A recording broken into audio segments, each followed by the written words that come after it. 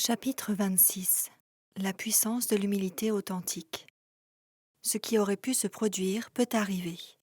En vérité, je vous le dis, si vous ne vous convertissez et si vous ne devenez comme les petits-enfants, vous n'entrerez point dans le royaume des cieux. Matthieu 18, verset 3. Avez-vous déjà remarqué à quel point les enfants sont directs? Ils ne perdent pas de temps avec de longs discours et ne tournent pas autour du pot. Ils vont droit au but et posent beaucoup de questions.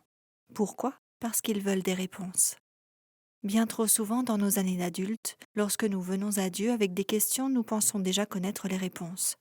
Il s'agit alors davantage d'essayer de le convaincre de suivre notre raisonnement que d'être enseignable et flexible à sa sagesse.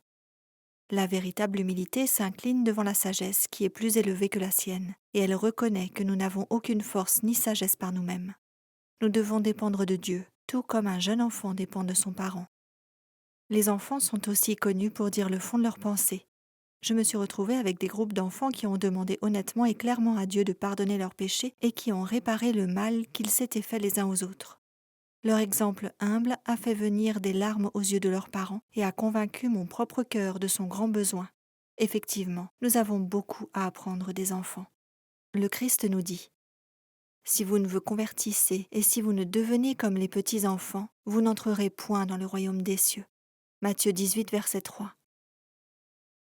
Cette déclaration avait un sens profond dans la journée du Christ.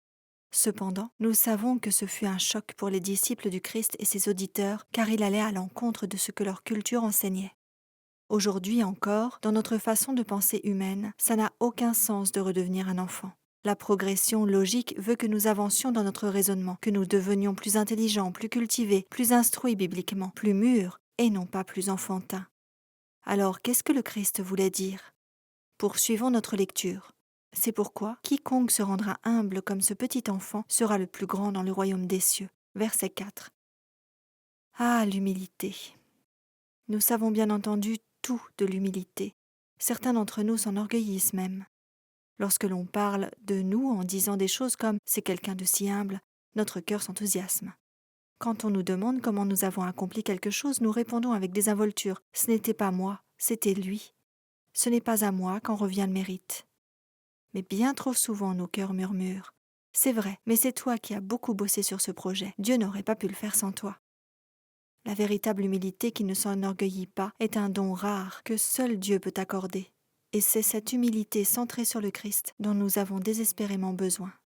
Comme un chrétien l'a si profondément écrit, la vie chrétienne ne peut s'expliquer que par rapport à Jésus-Christ. Et si votre vie en tant que chrétien peut encore s'expliquer par rapport à vous, à votre personnalité, votre volonté, votre talent, votre argent, votre courage, votre bourse d'études, votre consécration, votre sacrifice, ou quoi que ce soit qui soit à vous, alors bien que vous ayez une vie chrétienne, vous ne la vivez pas encore.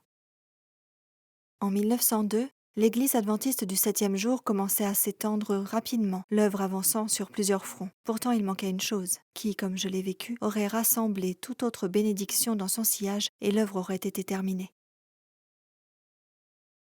Parlant de ce manque, Ellen G. White raconte une vision reçue avec tristesse. Un jour à midi, j'écrivais mes impressions sur l'œuvre qui aurait pu être accomplie lors de la dernière conférence générale de 1901 si les hommes en place avaient suivi la volonté et la voie de Dieu. Ceux qui en ont reçu de grandes lumières n'ont pas marché dans la lumière. La rencontre s'est terminée sans aboutir. Les hommes ne se sont pas humiliés devant le Seigneur comme ils auraient dû le faire, et le Saint-Esprit n'a pas été accordé. J'en étais à ce point lorsque je perdis conscience, et il me sembla que j'assistais à une scène qui se déroulait à Battle Creek. Nous étions assemblés dans l'auditorium du tabernacle, on offrit la prière, on chanta un cantique, puis on offrit une nouvelle prière, les plus ferventes supplications montèrent vers Dieu. La réunion était empreinte de la présence du Saint-Esprit. Ce travail alla en profondeur et certains présents pleurèrent à chaudes larmes. Un frère incliné s'est levé, disant que dans le passé, il n'avait pas été en communion avec d'autres personnes, ne ressentant aucun amour pour elles, mais que maintenant, il se voyait tel qu'il était. Avec une grande solennité, il déclara le message à l'église de Laodicée. « Parce que tu dis « je suis riche », je me suis enrichi et je n'ai besoin de rien. Dans ma suffisance, c'était exactement ce que je ressentais. Parce que tu ne sais pas que tu es malheureux, misérable, pauvre, aveugle et nu. Je me rends compte maintenant que telle est ma situation. Mes yeux se sont ouverts, mon esprit était dur et injuste. Je me trouvais juste, mais mon cœur est brisé et je vois mon besoin de l'avocat précieux de celui qui n'a cessé de venir à ma recherche. Je te conseille d'acheter chez moi de l'or éprouvé par le feu, afin que tu deviennes riche, et des vêtements blancs, afin que tu sois vêtu et que la honte de ta nudité ne paraisse pas, et un collier pour oindre tes yeux, afin que tu vois. Apocalypse 3, verset 18. Ah, que ces mots sont remplis de grâce, de compassion et d'amour.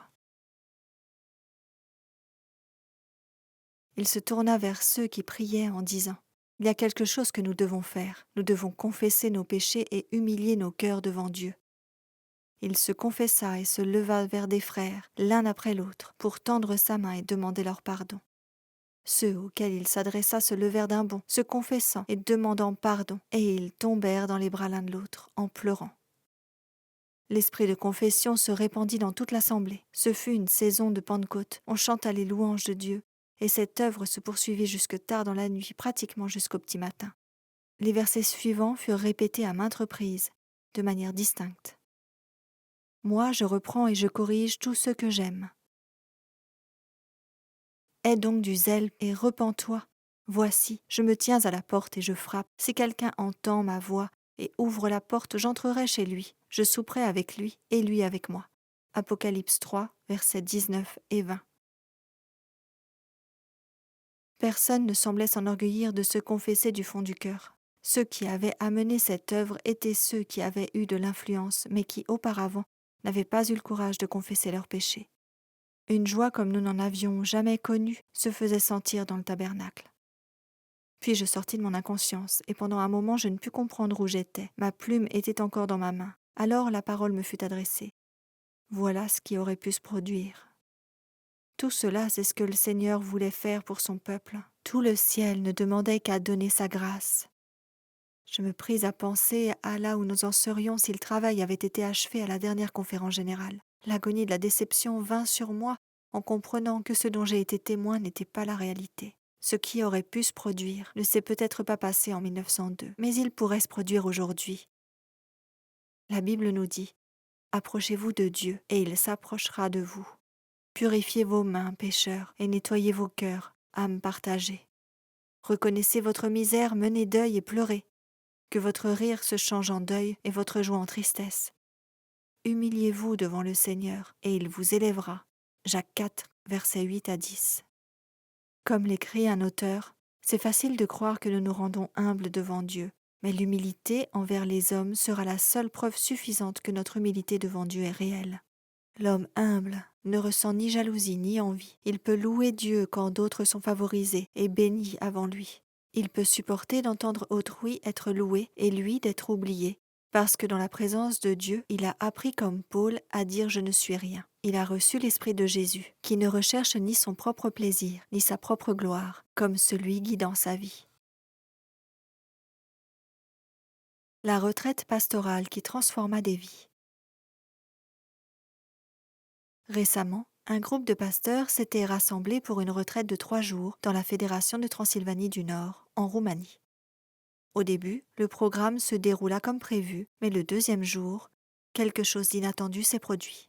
Ioan Campian Tatar, secrétaire de l'association pastorale et secrétaire général de l'Union roumaine, présenta un temps de piété de fin d'après-midi sur le ministère du prophète Néhémie dans l'Ancien Testament.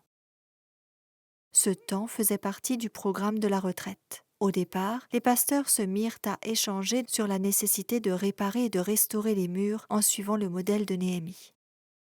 Lors de la première partie de leurs échanges, un pasteur dit qu'il était venu à la retraite pour prier, mais que depuis son arrivée, il avait l'impression qu'il devait en faire davantage.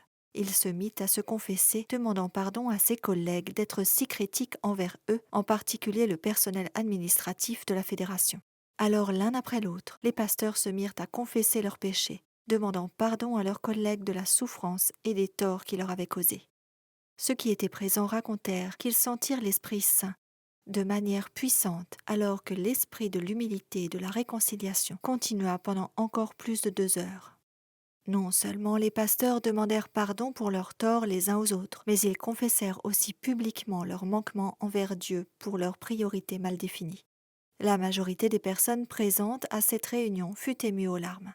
Comme les pasteurs étaient prêts à être ouverts et honnêtes les uns envers les autres, les masques tombèrent et la guérison prit place. De cette expérience, il résulta un changement total des priorités de la plupart des pasteurs.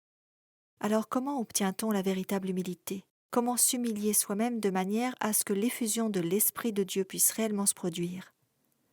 C'est un de mes sujets de prière depuis un certain temps. Plus on gagne en âge et en expérience dans le ministère, et plus c'est difficile de s'humilier, ainsi que de reconnaître ses faiblesses l'un à l'autre et à Dieu. Dans le livre Pastoral Ministry, voici ce que l'on peut lire. Il m'a été montré que beaucoup sont en grand danger d'échouer à parfaire la sainteté dans la crainte du Seigneur. Il existe chez presque tous un manquement dans l'examen de soi. Vous recevrez davantage de force en passant 1 heure chaque jour dans la méditation, dans la lamentation de vos manquements et des corruptions de votre cœur, suppliant l'amour divin qui pardonne, l'assurance du pardon des péchés, plutôt qu'en passant des heures et des jours à vous familiariser avec chacune des objections à votre foi et aux preuves les plus puissantes en faveur de votre foi. Pastoral Ministry, pages 24 et 25, Ellen G. White. Dans le contexte, cette déclaration fut faite à un pasteur qui, tout en connaissant toutes les doctrines, ne permettait pas à l'Esprit Saint de briser son cœur. Bien qu'il nous faut connaître la Bible de fond en comble et être fortifiés dans la foi biblique exacte, le plus important est de permettre à Dieu de briser nos cœurs. Ellen G. White supplie que l'esprit fier s'incline en humiliation, que le cœur endurci soit brisé, plus d'apitoiement ni d'exaltation du soi. Regardez, ô regardez à lui que nos péchés ont percé. Observez-le qui descend pas à pas le chemin d'humiliation pour nous élever, s'abaissant jusqu'à ce qu'il ne puisse aller plus bas, et tout ça pour nous sauver, nous qui avions chuté par le péché. Pourquoi serions-nous si indifférents, si froids, si formels, si fiers, si autosuffisants? Qui parmi nous a fidèlement suivi son modèle? Qui parmi nous a institué et suivi la guerre contre l'orgueil du cœur? Qui parmi nous, en toute sincérité, s'est obligé à lutter contre l'égoïsme jusqu'à ce que celui-ci ne puisse plus longtemps demeurer dans son cœur et ne soit plus manifesté dans sa vie? Témoignage pour l'Église, volume 5, pages 17 et 18, Ellen G. White. Nous avons besoin d'une relation plus en profondeur. Plus tôt, j'ai évoqué les dangers de fonder notre foi purement sur l'expérience. C'est là un danger pour beaucoup, qui sont entraînés dans l'erreur par ce qui les guide. C'est leur quête d'une expérience émotionnelle. Cependant, bien que nous devions nous assurer d'être enracinés et ancrés dans la parole de Dieu, nous devons aussi nous souvenir que nous sommes des êtres émotionnels, et par conséquent, nous avons besoin de plus que la connaissance intellectuelle. Nous avons besoin d'une expérience du cœur. S'agissant de la marche spirituelle, beaucoup ont la connaissance intellectuelle. Ils ont pris la décision de croire en Dieu. Cependant, ce qui leur manque, c'est l'expérience du cœur avec Dieu. Ils ne le connaissent pas personnellement. Ils n'ont pas expérimenté ce que c'est de marcher en harmonie avec lui au quotidien. Au sujet de notre besoin d'une relation approfondie, Sir White écrit ce qui suit. Nous avons tous besoin de faire une expérience approfondie dans les choses de Dieu. Le moi doit mourir et le Christ doit prendre possession du temple de l'âme. Elle ajoute, la foi et la prière sont nécessaires afin d'observer les choses profondes de Dieu. Nos esprits sont tellement unis par des idées étroites que nous ne saisissons que des aspects limités de cette expérience qu'il est notre privilège de vivre. Une de mes amies proches, Phyllis, fait naître de la conviction à mon cœur à chaque fois que je l'entends parler et prêcher. C'est une chrétienne mature, une meneuse dans son église, qui enseigne même à son propre groupe d'études bibliques dans notre communauté. Elle est équilibrée, posée émotionnellement, prenant toujours soin d'autrui. Mais quand elle parle des choses de Dieu, de la manière dont elle le voit changer la vie de quelqu'un, ou de ce qu'il lui a appris par sa parole, les larmes lui montent souvent aux yeux. Quand elle prie lors de l'étude biblique ou à l'église, elle s'étrangle souvent d'émotion en partageant son amour et son adoration pour Dieu, ainsi que sa reconnaissance pour sa tendre miséricorde. Quel témoignage convaincant ce fut pour moi. On peut froncer les sourcils devant cette manifestation d'émotion qui peut être considérée comme un tantinet trop sentimental, mais je vois en Phyllis quelqu'un qui est réellement arrivé au point de reconnaître ce que le Christ a fait pour elle. Elle comprend ce que signifie une expérience continue en Christ. La religion n'est pas juste une profession de foi pour Phyllis, car le Christ a touché le plus profond de son être, et ça se voit, non seulement dans son témoignage ou ses prières en public, mais aussi dans le déroulement pratique de sa vie quotidienne. Nous devrions être plus nombreux à faire ce type d'expérience du cœur, une expérience où la bonté de Dieu nous émeut aux larmes. Souvenons-nous que la présence d'émotions ne signifie pas qu'il y ait du fanatisme.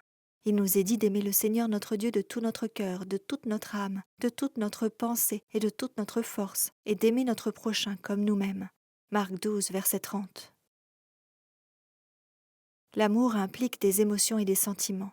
Plus nous aimons Dieu, plus nos sentiments vont grandir, et plus notre expérience personnelle de proximité avec Dieu s'approfondira. Dans un réveil authentique, les émotions comme l'amour, la brisure, la repentance et une plus grande estime de l'amour et du sacrifice de Dieu se produiront souvent. En soi, ce ne sont pas les émotions que nous recherchons, et elles ne sont pas obligatoires pour un réveil. Chacun de nous répond différemment aux actions du Saint-Esprit et nous ne devrions pas éviter ces émotions lorsqu'elles sont suivies d'une consécration plus profonde. Nous avons besoin d'une relation approfondie, bien plus intime que ce que nous pouvons même imaginer comme possible. Nous avons besoin de continuer à être convertis au quotidien, car l'inspiration nous dit « Suivre Jésus exige une conversion complète du cœur au début et sa répétition chaque jour. Voilà la clé. »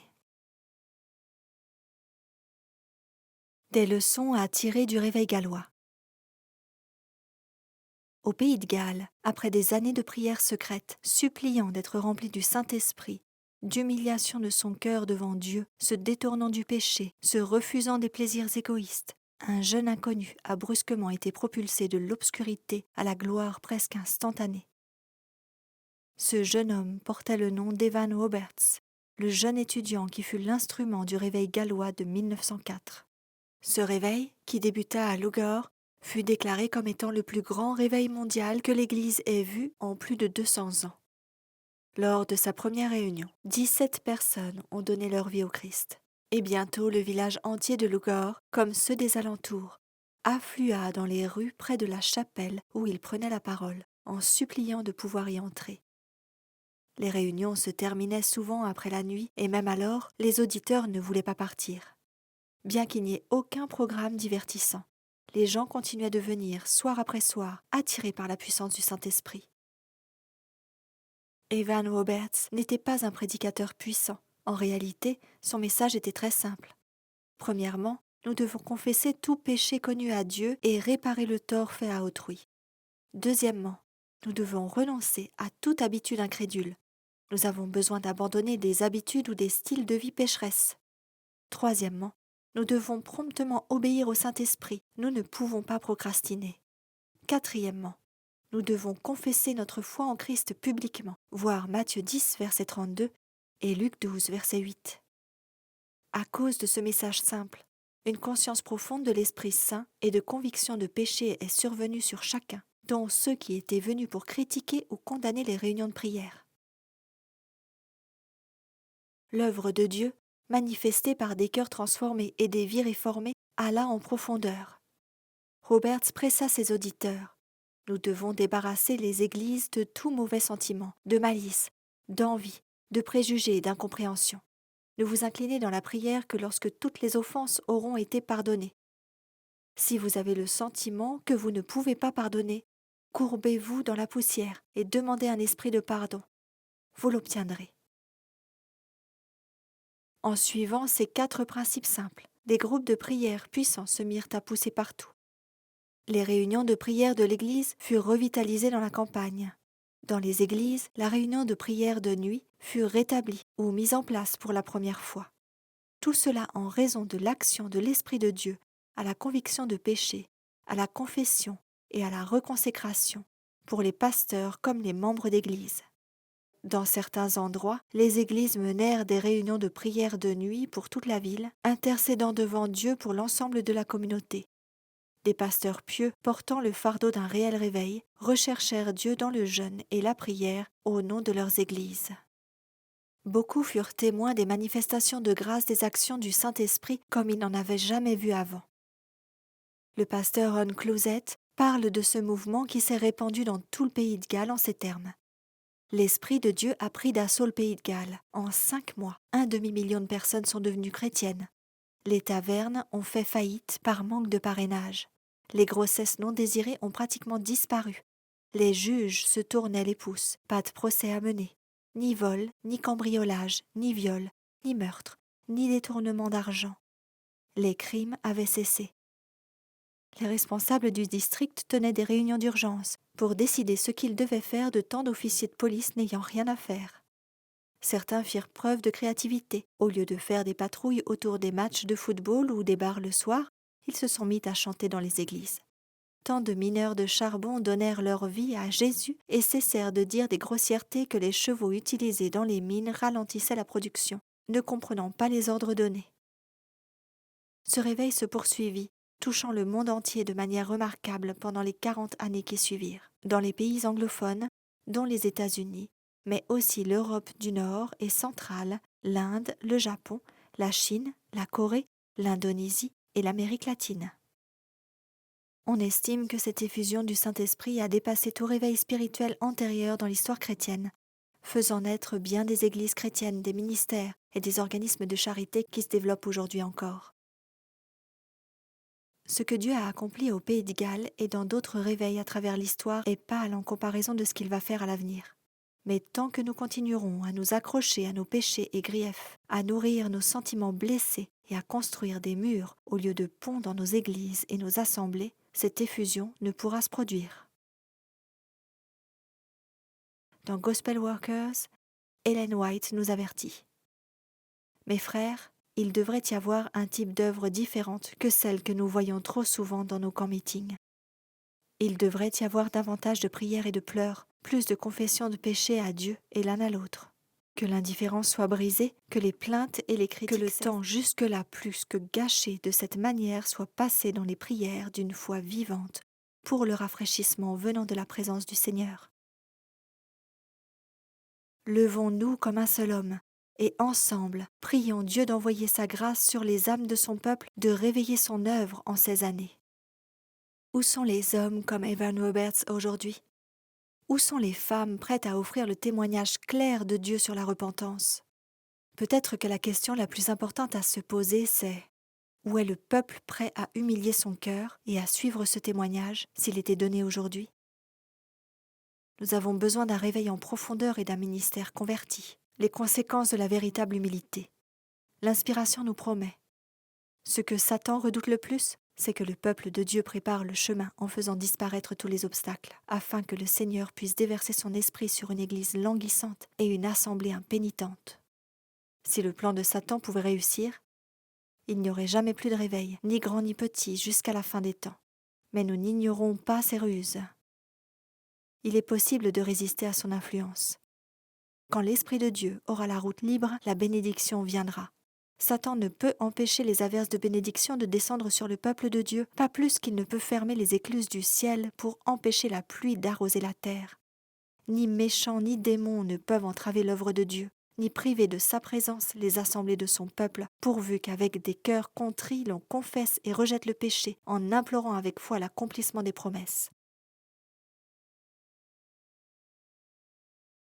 Imaginez à quel point nous serions différents aujourd'hui en tant que chrétiens, églises, pasteurs et ouvriers missionnaires, dirigeants dans l'œuvre de Dieu, si nous permettions réellement au Seigneur de sonder nos cœurs et de briser tout orgueil et égoïsme. Ce qui aurait pu se produire ne serait plus un rêve mais une réalité. L'effusion de l'Esprit Saint aurait lieu et l'œuvre serait terminée. Le temps est court, frères et sœurs. Humilions nos cœurs comme des petits enfants devant le Seigneur. Rassemblons-nous de manière unie, écartant tout tort et suppliant l'effusion du Saint-Esprit dans nos vies et notre Église. Cherchons à être guidés par Dieu, car il nous est dit: les anges de Dieu se tiennent auprès de ceux qui recherchent le conseil du Seigneur avec humilité. Le Saint-Esprit leur est accordé pour leur dévoiler les trésors précieux de la vérité. Avez-vous l'impression que vos prières pour l'Esprit Saint sont vaines? Ayez foi, l'effusion vient. Bientôt, nous est-il dit, le salaire de la gloire qui s'est amassé pour cette œuvre finale du message du troisième ange va déborder et amener un déluge guérissant de l'influence céleste et de lumière accumulée partout dans le monde. Pas une seule prière que nous ayons dite pour ce don n'a été perdue. Chacune a été entendue et ajoutée aux autres. Bientôt la récompense sera répandue. Mais nous devons être rendus humbles, brisés de tout orgueil, si nous devons recevoir ce précieux cadeau. Sondons nos cœurs aujourd'hui. Humilions-nous devant son trône. Osons lever les yeux avec une foi enfantine et simple. Continuons à oser demander plus.